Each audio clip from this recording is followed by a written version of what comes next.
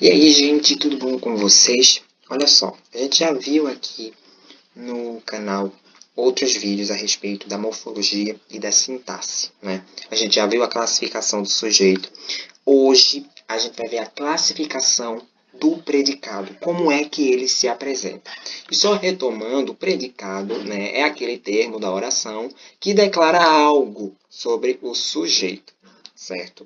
Ele, assim como o sujeito, possui também classificações. Claro que bem menores do que o do sujeito, né? O sujeito aí a gente viu que tem sujeito simples, sujeito composto, sujeito indeterminado, inexistente, oculto, enfim. Todas essas classificações. O predicado só tem duas classificações. A primeira delas é o predicado verbal. E o que é ele? É aquele que apresenta um verbo, como o nome diz, significativo, ou seja, uma parte principal, certo? O verbo aí, ele é a parte principal desse núcleo do predicado. Então, por exemplo, a bailarina dançou no teatro ontem à noite. A bailarina dançou no teatro ontem à noite. Nós temos aí como sujeito a bailarina, certo? Dançou no teatro ontem à noite, é o predicado. E esse predicado, ele é verbal, porque a gente tem um verbo aí de ação que caracteriza a parte central do núcleo do predicado, que é o verbo dançou, certo? Então percebam aí que esse predicado verbal, ele apresenta um verbo principal, certo? Que serve como núcleo desse predicado, certo? Percebam que, assim como o sujeito tem um núcleo, o predicado também tem. Beleza? Então aí, ó, os cientistas fizeram uma descoberta sobre os dinossauros. Então aí, ó, os cientistas fizeram uma descoberta sobre os dinossauros. Então aí a gente tem como predicado, fizeram uma descoberta sobre os dinossauros. E o núcleo desse predicado é o verbo fizeram, certo? Nós temos aí um verbo de ação. Então aí ele assume a função de núcleo do predicado, porque ele é um verbo significativo. Ele tem uma significância muito importante nesse predicado. Ele que determina esse predicado. Os cientistas fizeram. Esse verbo é muito importante nesse predicado aí. Certo? Percebam que se nós não tivermos o verbo, a frase fica totalmente desnorteada. Certo? Então, esse verbo, ele deixa a frase firme, deixa ela com um significado bem mais abrangente. Beleza? Nós temos aqui ainda uma terceira frase. Vinícius de Moraes escreveu poemas fascinantes. Vinícius de Moraes escreveu poemas fascinantes. Eu tenho como predicado aí, escreveu poemas fascinantes. E como núcleo desse predicado, eu tenho o verbo escreveu. Certo? Então aí percebam que sempre no predicado verbal vamos ter verbos significativos. Então, eu fui à feira. Fui à feira, predicado. Fui é um verbo de ação, certo? E possui um significado principal nesse predicado. Fui à feira, porque determinou o que o sujeito fez, certo? É essa a função do predicado verbal. Ele aí determina, através do verbo, o que o sujeito fez, o que o sujeito deixou de fazer, certo? O segundo predicado é o nominal.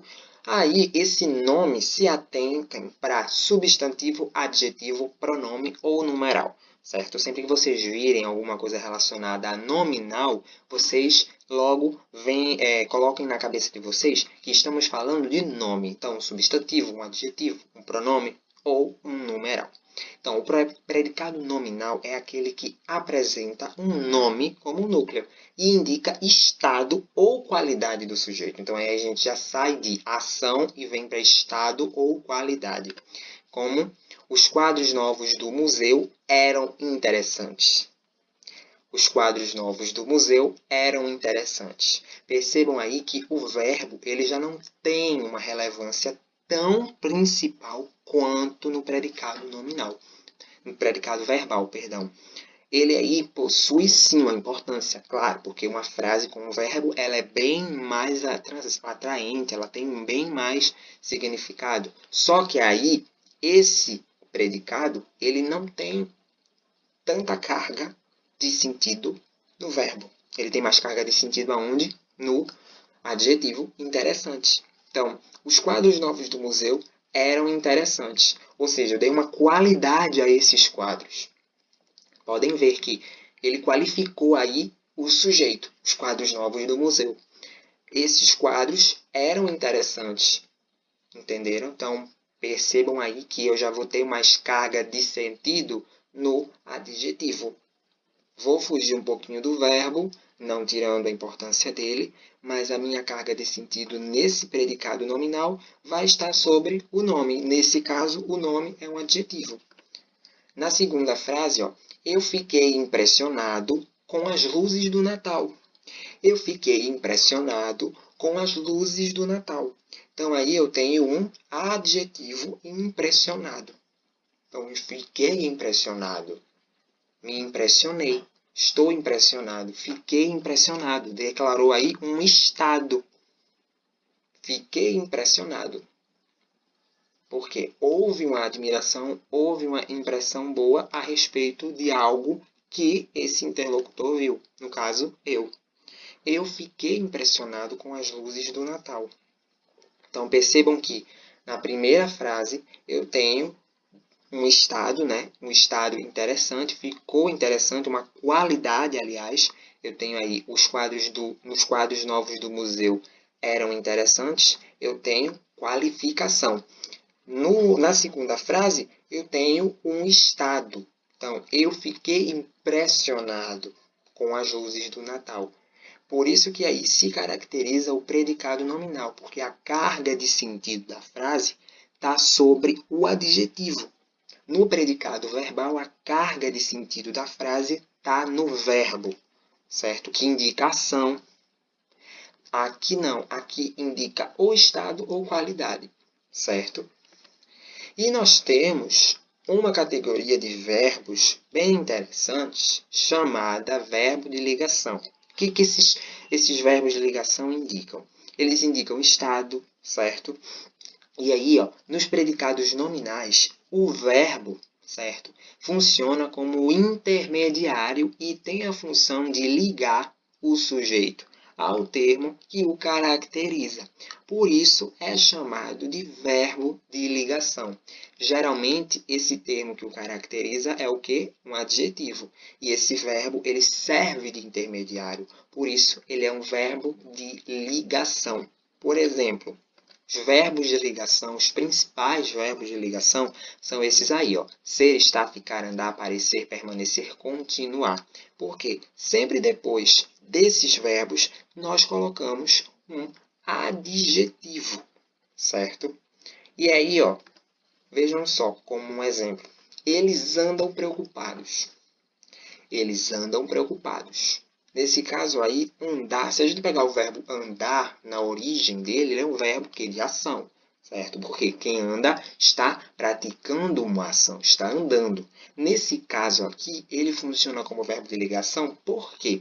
Porque ele está ligando um sujeito a um estado.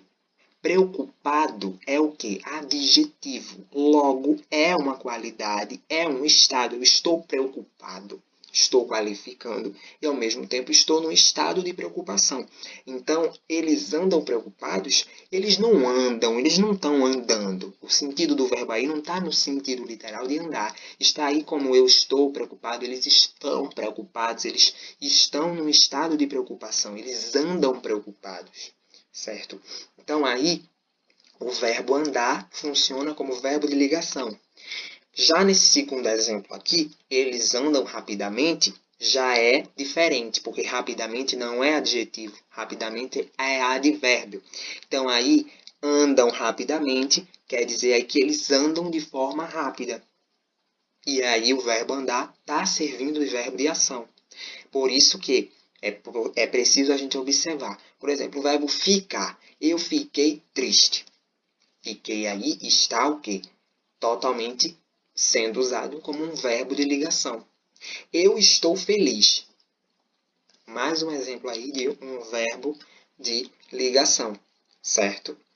Então, aí nós temos dois exemplos do mesmo verbo, mas em situações diferentes. Na primeira oração, nós temos um verbo de ligação. Eles andam preocupados, que a gente pode substituir por eles estão preocupados, eles ficaram preocupados, certo? E eles andam rapidamente, quer dizer, o sentido literal do verbo andar, certo? Então, percebam que o verbo de ligação ele serve para isso. Ele liga um sujeito a um estado ou qualidade que caracteriza esse sujeito, certo? Então, é isto, gente. Obrigado por vocês terem assistido o vídeo até aqui. Um beijo, foi um prazer estar com vocês e até a próxima.